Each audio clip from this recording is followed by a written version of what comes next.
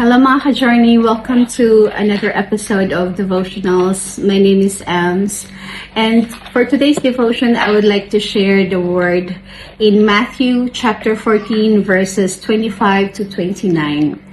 Let me read. Shortly before dawn, Jesus went out to them, walking on the lake.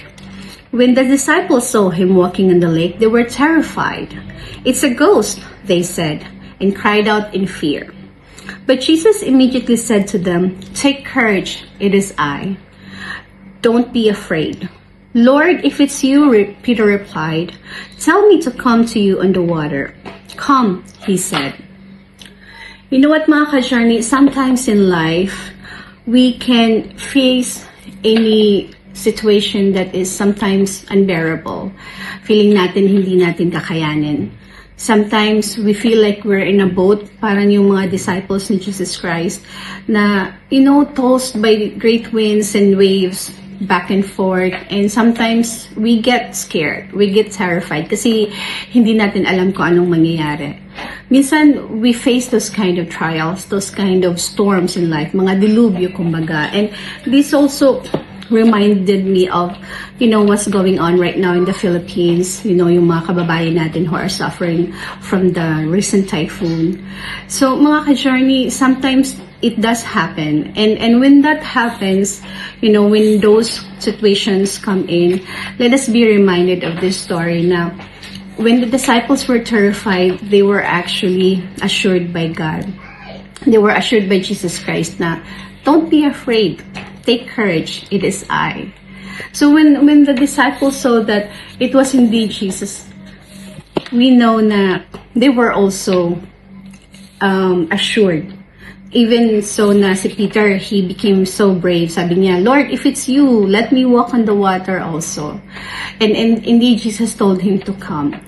So, ganun din tayo mga ka-journey. Sometimes when we face those kind of trials, let's be reminded na we have Jesus, and all we need to do is really to call on to Him. And in this story, we are reminded that when we rely on Him, when we surrender everything to Him, when we let Jesus help us with our trials and tribulations, or kung ano pa mang mga problema or dilubyo yung hinaharap natin, we know that Jesus is going to take care of us because Jesus loves us, and He is not only willing, but He is also able to deliver us and also to protect us from any kinds of trials and problems and also storms in life. Although alam natin na we will not live a storm-free life, but with Jesus with us, we know that we can go through the storm, so we can become storm-proof, ika nga. So let me just remind you na kung ano man yung pinagdadaanan nyo ngayon, I don't know what you're going through, but we all do go through a lot of trials and problems and sometimes tribulations. But rest assured na we have Jesus. All we have to do is come, just like what Peter did.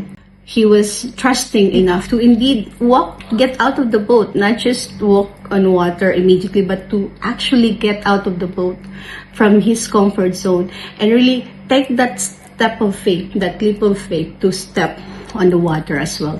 Of course, alam natin yung story after that, but let's just focus on the fact that Peter took that step of faith and then get out of the boat, yung comfort zone niya, to be with Jesus. Sometimes ganun yung hinihingi ni Jesus sa atin. Sometimes we just have to get out of our comfort zone and take that step of faith. The faith to believe that Jesus can and will deliver us in times of need. We don't need to trust ourselves. Kasi minsan po, pag may mga problema tayo, ang lagi lang natin iniisip is yung kakayanan natin. But actually, God is telling us now, we don't need to. We have God with us. And Jesus is telling us that all we need to do is trust Him, rely on Him, and He will deliver us. Maraming salamat mga ka-journey, and let me just pray for you as I end this devotional. Lord Jesus, thank you so much because you are a good God. Thank you because you care for us. Thank you, Lord, because we know that we can rely on you whenever we face trials and problems and any storms in life. Thank you, God, because we know that you are a God who walks on waters. You are above any situation, and you are not too far to reach out whenever we need help. Just like how you saved Peter the moment he started falling down in the water. Lord, thank you, because we know that when times are tough, we can always rely on you. I pray, Lord Jesus, that you help each and everyone who is going through storms right now. I pray, Lord, that you reach out to them. And I pray, Lord God, that those who are seeking you will find you. Those who are lost, Lord God, will be found by you. Thank you, Father, for everything. We bring back all the glory and honor to you. This we pray in Jesus' mighty name. Amen.